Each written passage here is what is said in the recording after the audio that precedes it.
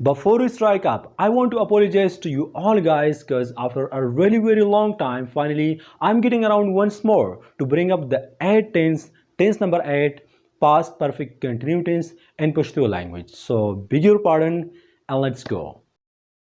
نو اوس نمبر شو د اتم ټینس راځي چې زده کو past perfect continuous tense په پښتو کې خو past perfect continuous tense دا څه ته وایي په کوم ځای کې استعمالیږي مونږ ته د دې ضرورت ولې دی bear in mind keep in mind د دوه یو مطلب دی چې په یاد ساتئ past perfect continuous tense دا د هغو کارونو دپاره استعمالیږي کله چې یو کار په تیر شوي وخت کې یعنی په past کې شروع شو او بیا په past یعنی په تیر شوي وخت کې د یو وخت پورې کېدو د یو څو میاشتو پورې کېدو د یو څو ورځو پورې کېدو د یو څو کالو پورې کېدو خو بس په تیر شوي وخت کې شروع شوی او په تیر شوي وخت کې د څه مودې لپاره جاري وشو بیا ختم شو موجوده وخت سره هیڅ تعلق نشته هیڅ اړیکه نشته د دې لپاره موږ بیا past perfect continuous tense استعمالو کله چې موږ په پښتو کې د دې کارونو په اړه کې خبرې کوو بیا موږ ته ضرورت وي د past perfect continuous tense یعنی مطلب مې دا دی چې past perfect continuous tense دا د داسې کارونو طرف ته اشاره کوي چې هغه په تیر شوي وخت کې شروع شوي وو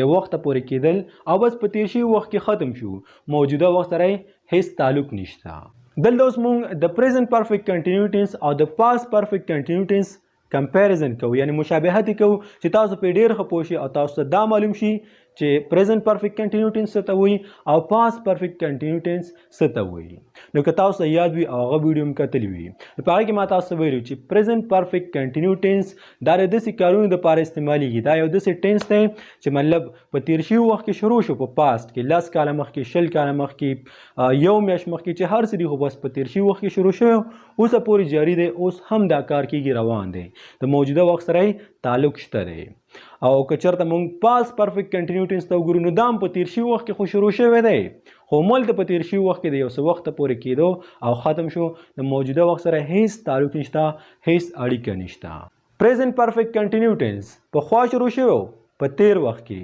اوس هم دا کار کېږي د موجوده وخت سره تعلق شته نو دا present perfect continuous tense دی او past perfect continuous tense پخوا شروع شوی په تیر وخت کې شروع شوی او هملته په تیر وخت کې د څه وخته پورې کېدو بس هملته ختم شو د دې کیسه ختمه شوه دې ته ویل کېږي past perfect continuous tense فار ایگزامپل یو څو ایگزامپلز ته ګورو مثالونو ته ګورو چې ډېر ښه پرې پوه شئ فار ایگزامپل د سهار نه باران ورېدو د سهار نه باران ورېدو یعنی باران سهار شروع شوی د څه ټیمه پورې وورېدو ختم شو اوس باران نشته دی it had been raining since morning یعنی د سهار نه باران ورېدو اوس نشته موږ تا پوره 15 غنټې انتظار وکړو یعنی د 15 غنټو نه مې انتظار شروع کړو 15 غنټې م وکړو بس زموږ انتظار ختم شو په پاس کې شروع شوی دا کار پرون نه بل پرون میاشت مخکې او هملته په هماغه ځای باندې ختم شو we had been waiting for you for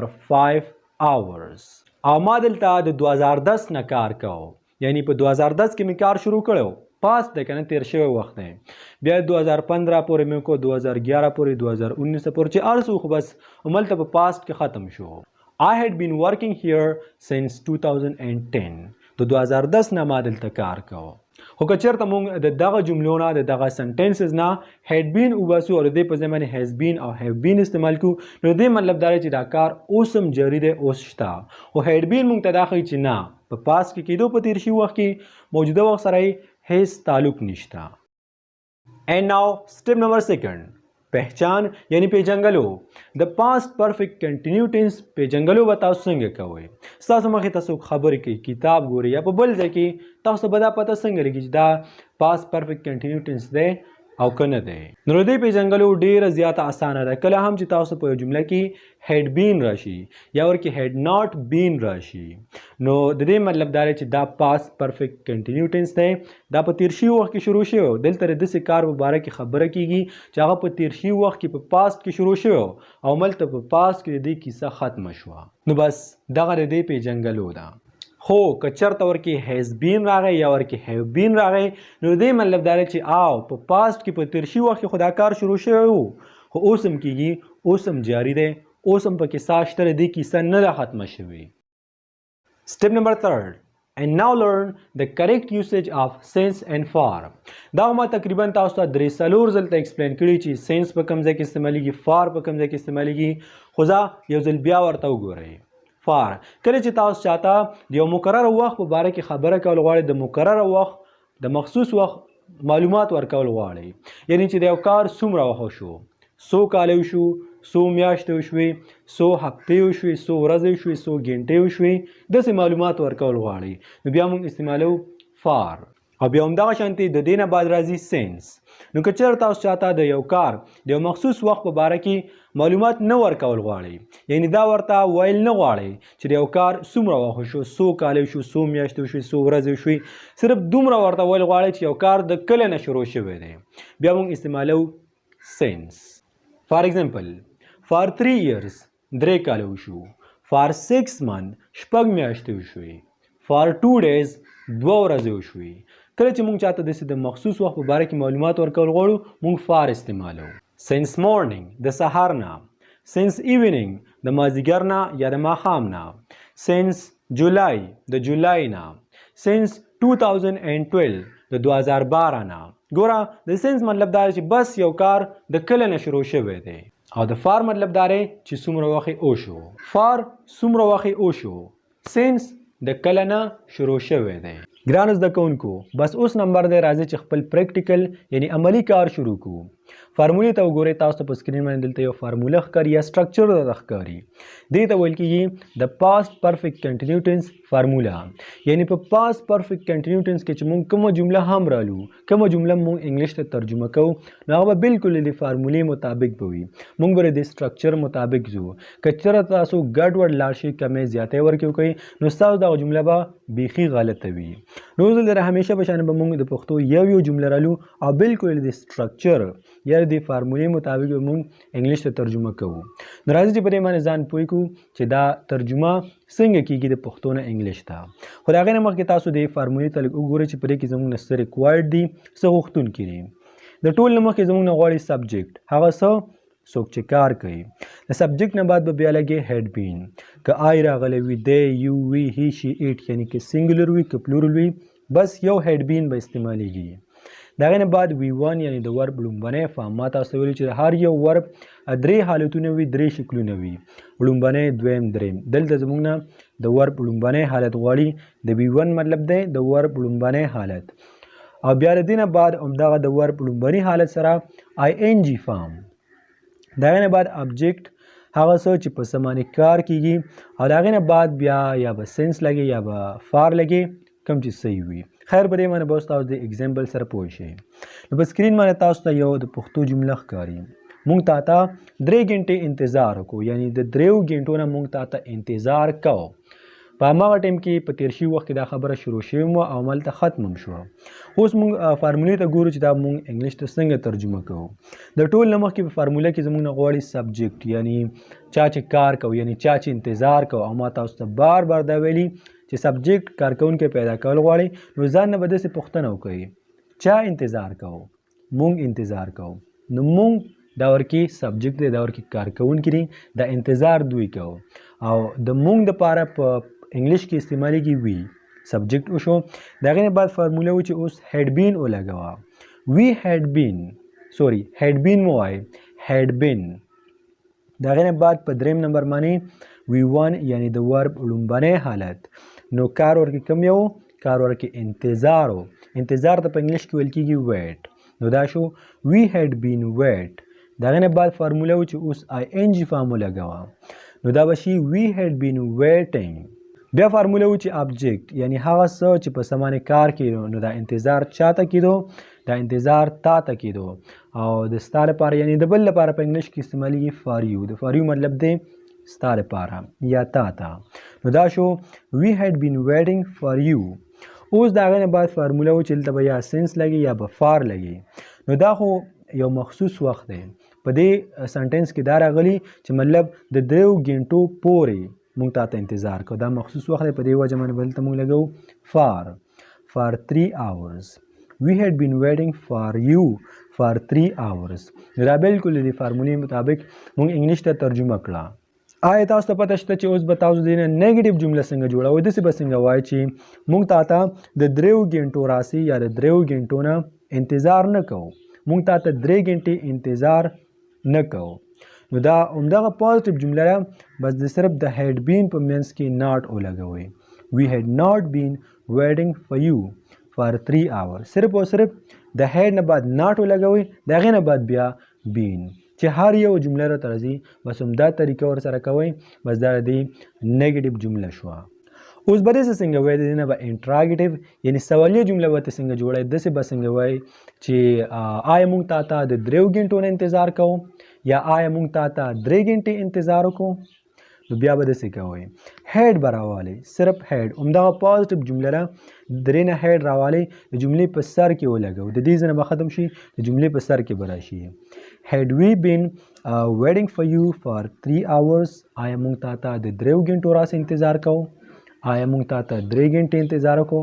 چې هر یو جمله درته راځي همدغه طریقه ورسره کوئ، بس تاسو نیگیټیو جمله هم جوړیږي او انټراګیټیو هم جوړیږي. بل سنټنس موږ سره دی، هغې د یو جینۍ باره کې خبره کیږي. هغې د سهار نه کپړې وینځلې، یعنی مطلب د سهار کپړې شروع کړې د سټیمو پورې وینځلې، د سهار نه وینځلې تر ماښامه پورې، خو بس په پاست کې شروع شوی، په تیر وخت کې او په تیر وخت کې ختم شو. اوس همدغه سنټنس موږ رالو او دا د فارمولې مطابق انګلیش ته ترجمه کوو. نو فارموله کې ټول نه مخکې زموږ نه غواړي سبجیکټ. نو سبجیکټ به څنګه پیدا کوو؟ د ځان نه پوښتنه وکړو، چا کپړې وینځلې، موږ ته به جواب میلاو شي هغې، او د هغې لپاره مطلب د جینۍ لپاره چې موږ په انګلیش کې خبرې کوو موږ استعمالوو شي. صحیح شو، شي وشو. د شي نه بعد به موږ استعمالوو هیډ بین، ځکه چې فارموله موږ ته وایي، او د هیډ بین نه بعد وی وان د ورب لومبنی فارم د وینځل، وینځل ورکې یو کار دی او وینځلو ته په انګلیش کې ویل کېږي واش. د واش نه بعد به موږ استعمالوو آی این جی فارم، واشنګ. د هغې نه بعد ابجیکټ هغه څه چې په څه باندې کار کېږي، نو کار یې کوو په کپړو باندې، په جامو باندې، او جامو ته په انګلیش کې ویل کېږي کلوز. تاسو به اورېدلي وي څه خلک وایي کلاتس، خو دا کلاتس نه، دا ویل کېږي کلوز، کلوز. نو دا جمله موږ سره شوه، شي هیډ بین واشنګ د کلوز. اوس په اخره کې فارموله و چې داسې خورې نه پرېږدم، یا به سنس لګي یا به فار لګي. نو په دې جمله کې د مخصوص وخت په باره کې خبره نه ده راغلې، صرف دومره ورکې ویل شوي چې هغې جامې وینځل له کم وخت نه شروع کړي وو. نو په دې وجه باندې به دلته موږ لګوو سنس، او سنس مورنینګ یعنې د سهار نه، هغې د سهار نه کپړې وینځلې. نو دا خو بالکل د دې پازیټیو جمله شوه. اوس به د دې نه نیگیټیو به ته څنګه جوړو، منفي به ته څنګه جوړو؟ داسې به څنګه وایو چې نه، هغې د سهار نه کپړې نه وینځلې، نه چې ورکې راشي. صحیح ده، همدغه پازیټیو جمله ده. ما تاسو ویلي د هیډ او د بین په منځ کې صرف ناټ ولګوئ. شي هیډ ناٹ بین واشنګ د کلوز سینس مورنینګ، هغې د سهار نه کپړې نه وینځلې. دا د دې نیگیټیو جمله شوه. انټراګیټیو به ته څنګه جوړو؟ ډېر اسانه ده. داسې به وکړي، هیډ به راولي، د جملې د سنټنس په سر کې به ووایي، د دې ځای نه به ختم شي. Had she been washing the clothes since morning? آیا هغې د سهار نه کپړې وینځلې؟ آیا هغه د سهار نه کپړو ته ناسته وه؟ بس دغه د پازیټیو، انټراګیټیو او نیگیټیو جمله شو. دا د ټولو نه ډېر اسانه طریقه ده، ټولو جملو سره عمده طریقه کوئ. اوس موږ سره یو بل سنټنس دی، سمیع الله 9 کاله دلته کار کړی دی. یعنی څه ټیم کې سمیع الله دلته کار شروع کړی. سمیع الله د یو هلک نوم دی، هغه دلته کار شروع کړی په دې کارخانه کې، په دې فیکټري کې، یا بل چې هر ځای دی. 9 کاله دلته کار وکړو، خو اوس دلته کار نه کوي، د موجوده وخت سره هیڅ تعلق نشته، هیڅ اړیکه نشته. نو دا جمله موږ غواړو چې دا انګلیش ته ترجمه کړو، نو موږ به د فارمولې مدد اخلو. فارمولې ته به موږ وګورو، نو فارموله موږ ته وایي سبجیکټ. چا دلته کار کوو؟ نو کار کوونکی ورکې سمیع الله دی. زه به ولیکم د ټول نه مخکې سمیع الله، د هغې نه بعد فارموله و چې هیډ بین ولګوه. سمیع الله هیډ بین، بیا وی ون یعنې د ورب لومبنی فارم. سمیع الله هیډ بین، نو کار ته څه ویل کېږي؟ کار ورکې یو کار دی که نه، هغه دلته کار کوو، کار ته ویل کېږي ورک. سمیع الله هیډ بین ورک، او ورک سره به ولیکي آی این جی فارم. سمیع الله هیډ بین ورکینګ، ابجیکټ چې په څه باندې کار کوو، نو ابجیکټ ورکې دی دلته، دلته دپاره په انګلیش کې استعمالیږي هیر. سمیع الله هیډ بین ورکینګ هیر. اوس دلته زموږ نه غواړي سنس یا فار. نو 9 کال یو مخصوص وخت دی، یعنی 9 کال دلته کار کړی. داسې ورکې نه دی ویلي چې د کم وخت نه دلته کار شروع کړی، صرف دومره دی چې 9 کال پورې دلته کار کړی. نو دلته به زه ولګوم for 9 years. سمیع الله had been working here for 9 years، یعنی سمیع الله دلته د 9 کال پورې کار کړی. ها دا خو دلته زموږ پازیټیو یعنی مثبت جمله شو، خو آیا د دې نه به اوس موږ نیګیټیو جمله څنګه جوړو او انټراګیټیو یعنی سوالیه جمله به موږ د دې نه څنګه جوړو؟ دا ستاسو کار دی. تاسو به کار وکړئ چې همدغه جمله به راوالئ، دا پازیټیو د دې نه به نیګیټیو جوړه کړئ، انټراګیټیو به هم جوړه کړئ. درې واړه به لاندې په کمنټ سیکشن کې ولیکئ، ماته به دا پته ولګي چې آیا دا ویډیو تاسو دې پورې وکتله او که نه، هسې ځان هم ته خلاص کو او تاسو پرې پوه شوئ او که نه. اوس یو بل اگزامپل ته وګورئ. دلته موږ سره یو بله د پښتو جمله ده، خو دا د مخکې نه یو منفي جمله ده. اوس زه تاسو دا وایم چې داسې منفي جمله ستاسو مخې ته راشي، نو دا به څنګه د همدغې فارمولې مطابق انګلیش ته ترجمه کوئ. د دې ډېره زیاته اسانه طریقه ده، ستاسو په علم کې به ورسره ډېره اضافه وشي او تاسو به نور هم اسان شي. نو که چېرته هم تاسو داسې جمله مخې ته راشي لکه دا چې څنګه راغلی، هغوی د 2 کال پورې د یو بل سره خبرې نه کولې، یعنی 10 کاله مخکې جنګ لانجه کړې وه، بیا د 2 کال پورې یو بل سره خبرې نه کولې، خو اوس خبرې کوي. یعنی دا په تیر شوي وخت کې شروع شوی دا کار او هملته په تیر شوي وخت کې ختم شو. فارمولې ته وګورئ. د ټول نه مخکې سبجیکټ، چا د یو بل سره خبرې نه کولې، تا ته به اتومیټیک جواب میلاو شي هغوی. د هغوی دپاره په انګلیش کې استعمالیږي دی، د دې مطلب دی هغوی. سبجیکټ خو شو. په دویم نمبر باندې فارموله و چې اوس لګو هیډ بین، نو هیډ بین هم وشو. د هیډ بین نه بعد به بیا لګې V1 یعنی د ورب لومبنی حالت. نو خبرو کولو ته څه ویل کېږي؟ خبرو ته ویل کېږي ټاک. ټاک هم وشو، خو ټاک سره به ته د ING اضافه هم کې، ځکه چې ټاک یو ورب دی، اصل کار خو ورکې خبرې کول دي که نه. نو ټاکینګ شو. اوس په اخره کې ابجیکټ یعنی په څه باندې چې کار کېدو، نو د یو بل سره خبرې نه کولې، د یو بل لپاره استعمالیږي with each other. with each other مطلب دی د یو بل سره. نو دا جمله څه داسې شوه، نو موږ سره داسې جمله رااله they had been talking with each other. دا خو مثبت جمله رااله. خیر د جملې په اخره کې به تاسو په اصل جادو باندې او په اصل مقصد باندې پوه شئ. اوس فارموله و چې یا سینس ولګوه یا فار ولګوه، نو دا یو مخصوص وخت دی چې د 2 کالو پورې، 2 کاله یو مخصوص وخت دی، په دې وجه باندې بلته موږ لګو for 2 years. they had been talking with each other for 2 years. خو دا خو دلته موږ سره مثبت جمله رااله. اوس به څه کوو؟ همدغه مثبت جمله را موږ به صرف ناټ راولو او د هیډ بین په منځ کې به یې ور واچو او به یې لګو، نو دا به راشي they had not been talking with each other for 2 years. او دا ستاسو نیګیټیو جمله شوه. هر یو سنټنس سره همدغه طریقه کوئ، په همدې طریقه باندې ترجمه کوئ. خانه دلته اوس موږ سره یو بله جمله ده، یعنی یو بل سنټنس دی او دا د مخکې نه یو انټراګیټیو یعنی سوالیه جمله ده. آیا هغه د 10 کال پورې په سعودي کې اوسېدو، یعنی آیا هغه 10 کال په سعودي کې تیر کړي دي. دا د پاس پرفیکټ کنټینیو ټنس یو جمله ده، انګلیش ته ترجمه کول غواړو، ګورو چې څنګه کیږي. نو ټول مخکې فارمولې ته ځو، د فارمولې مطابق به موږ ځو. فارموله کې زموږ نه غواړي سبجیکټ، نو چا په سعودي کې 10 کال تیر کړي، هغه د هغه لپاره استعمالیږي هی. سبجیکټ وشو. د سبجیکټ نه بعد هیډ بین او د هیډ بین نه بعد د ورب لومبنی فارم، نو اوسېدلو لپاره استعمالیږي لیو. لیو مو شو. د لیو نه بعد به استعمالیږي ING فارم او د هغې نه بعد ابجیکټ یعنی چې په څه باندې کار کېږي، نو په سعودي کې، نو سعودي هم وشو. he had been living in Saudi. اوس سینس یا فار، نو دلته به استعمالیږي فار، ځکه چې یو مخصوص وخت دی 14 years. he had been living in Saudi 14 years. نو دا یو پازیټیو جمله شوه، مثبت جمله شوه چې هغه د 10 کالو پورې په سعودي کې اوسېدو. همدلته به زه تاسو سره د ټول کمال او ټول جادو ښیم چې تاسو څنګه کولی شئ چې د دغې پازیټیو جملې نه انټراګیټیو جمله جوړه کړئ. تاسو به داسې کار وکړئ چې د دې نه به دا هیډ راولئ، جملې په سر کې به ولګوئ، د دې نه به ختم شي او په اخره کې به صرف سوالیه نشان ولګوئ. had he been living in Saudi for 10 years. بس سره دې سوالیه جمله شوه او دا بالکل تاسو د فارمولې مطابق صحیح ترجمه کړه. بس که تاسو دا زده کول غواړئ، په دې باندې پریکټس وکړئ او ما چې تاسو ته د کومې جملې په باره کې ویلي هغه په کمنټ سیکشن کې خامخا پرېږدئ. زه به یې په خپله چک کوم او ما ته به دا پته ولګي چې تاسو څه زده کړل او که نه. نو بس ګرانو کتونکو او ګرانو زده کوونکو دغه ته ویل کیږي past perfect continuous tense. زه امید کوم چې تاسو په ډیر ښه پوه شئ ځکه چې ډیر زیات اسانه او ما خپل پوره کوشش کوم چې تاسو ډیر په اسانۍ سره وښیم. خو که چېرې تاسو زده کول غواړئ نور ټینسونه هم د دې نه مخکې چې ستاسو نه تیر شوي دي په خپل علم کې اضافه کول غواړئ او خپل انګلیش یو های لیول ته بوتلل غواړئ نو لاندې په ډسکرپشن کې یعنی د دې ویډیو نه لاندې به ما تاسو ته لینکونه درکړي وي څنګه چې په هغې باندې تاسو کلیک وکړئ نو تاسو به ډایرکټ پلی لیست ته لاړ شئ او هلته به تاسو ډېره زده کړه وکړئ. که په ویډیو کې رانه څه کمې زیاتۍ شوې د هغې درنه زه ډېره بخښنه غواړم. که چېرې تاسو زموږ چینل نه وي سبسکرایب کړی بس په همدغه ځای باندې سبسکرایب کړئ. د خپل ځان ډېر ښه ساتئ. انشاءالله سی یو نیکسټ ټایم یو بلې ویډیو سره انټل ټیک کیر او د الله په امان.